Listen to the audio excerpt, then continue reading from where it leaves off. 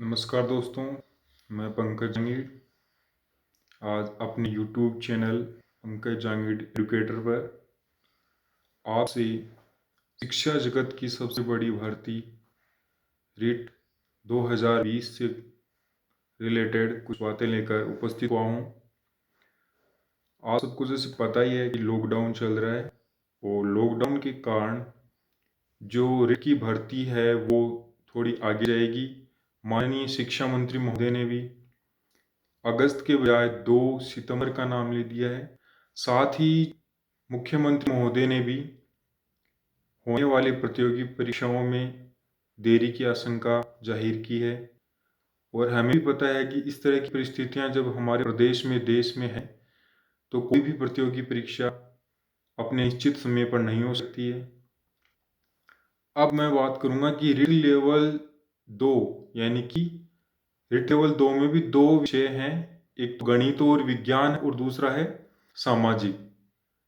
Writ level 1 में जो पाठ्यक्रम है वो यथा निर्धारित है, उसमें कोई भी बदलाव नहीं हुआ है। लेकिन जो रिट लेवल 2 है उसके अंदर पाठ्यक्रम में कुछ परिवर्तन बातें चल रही हैं और जहाँ तक हमें मालूम पड़ रहा है कि उसमें वो परिवर्तन होगा भी। उसमें एक पेपर है वो रिट का होगा और दूसरा पेपर संबंधित विषय और जीके का होगा।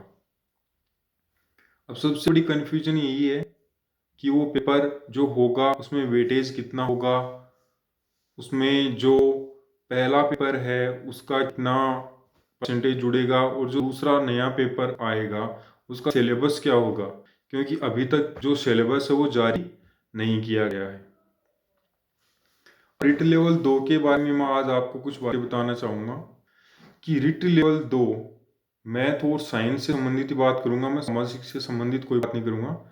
कि रिट लेवल 2 में आपको तैयारी कैसे करनी है, किस तरह से आप इस रिट 2020 को क्रैक कर पाओ। तो सबसे पहले तो जरूरी है कि आप खुद के ऊपर विश्वास बनाओ कि मैं ये काम कर सकता हूँ। उसके बाद आप सबसे पहले जो बुक्स हैं उनका एक बढ़िया कलेक्शन लो।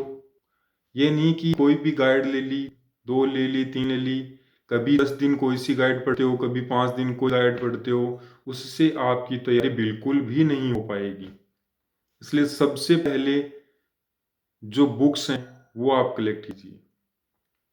अब देखिए बुक के अंदर भी क्या है कि कुछ लोग किसी से भी पूछ लेते हैं कि कौन सी बुक बढ़िया है कौन सी नहीं है और उस पर लगे रहते हैं, कभी 5 दिन पढ़ ली कभी नहीं पढ़ते हैं।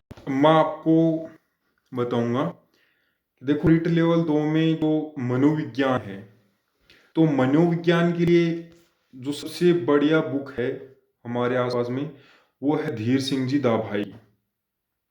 अब धीर सिंह दाभाई ने भी 2 बुक निकाल रखी हैं। एक तो उनका बड़ा एडिशन है, एक तो क्या है उनका बड़ा वाला एडिशन है। बड़े वाले एडिशन में क्या है कि सारे चैप्टर्स हैं उसमें रिट है, CTET, first grade, second grade, उन सब के हिसाब से वो बनाई गई है। लेकिन उसमें भी आपको सिर्फ सिलेबस के अकॉर्डिंग ही पढ़ना है। ये वाली बुक है शिक्षा मनोविज्ञान। अब इसके अंदर जो चैप्टर्स हैं उन चैप्टर्स में से आपको केवल और केवल 2 से लेके 12 और 18 से लेके 28 तक की जो चैप्टर हैं वो ही पढ़ने हैं। आप बुक एक बार फिर से देख लीजिए, ये बुक है धीर सिंह जी दावाई की और बहुत ही बढ़िया बुक है, मैंने खुद ने भी ये पढ़ी है। इसके बाद बात करते हैं हिंदी की। तो हिंदी के लिए देखो कोई विशेष बुक नहीं है, सिर्फ जो कक्षा 9 से 12 तक सरल हिंदी व्याकरण चलती है या तो वो पढ़ लीजिए और साथ में अगर आप कुछ और पढ़ना चाहो तो राघव प्राशन वो व्याकरण पढ़ लीजिए। इसके बाद अगर बात करें आप संस्कृत की, तो संस्कृत के लिए अभी जो विष्णु कुमार जी शर्मा हैं उन्होंने एक बुक पब्लिश की है, बहुत ही बढ़िया है। ये वो बुक है जो रिट लेवल फर्स्ट और सेकंड दोनों के लिए है। संस्कृत के लिए विष्णु कुमार जी शर्मा की बुक है, बहुत ही बढ़िया है, ये आप ले सकते हो। या फिर जो मनोज मिश्रा जी हैं उनकी बुक ले सकते हो। और इसके अलावा कक्षा 6 से लेकर 10 तक की जो संस्कृत की किताबें हैं वो आप पढ़ो इनसे।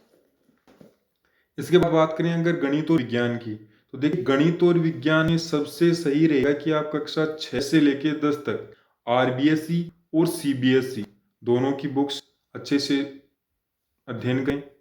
इसके अलावा आपको अगर कुछ और पढ़ना हो तो आप आर एस अग्रवाल की अंगणित की बुक भी काम में ले सकते हो।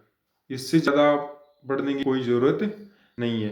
अगर शिक्षण विधियों की बात हम करें तो शिक्षण विधियों के लिए सबसे बेस्ट बुक तो रहेगी कि आप बीएड की जो बुक्स आती हैं उनमें से शिक्षण विधियों के लिए पहले उनको अच्छे से पढ़ें और फिर उनसे नोट्स बना लें। या फिर जो अरविंदम कोचिंग के हैं रामलाल जी हरिद्वाल, वो भी अभी बहुत ही बढ़िया कलेक्शन कर रहे हैं और बुक है वो पब्लिश करने वाले हैं। तो उनकी बुक जब मार्केट में आ जाए तो वो आप ले सकते हो।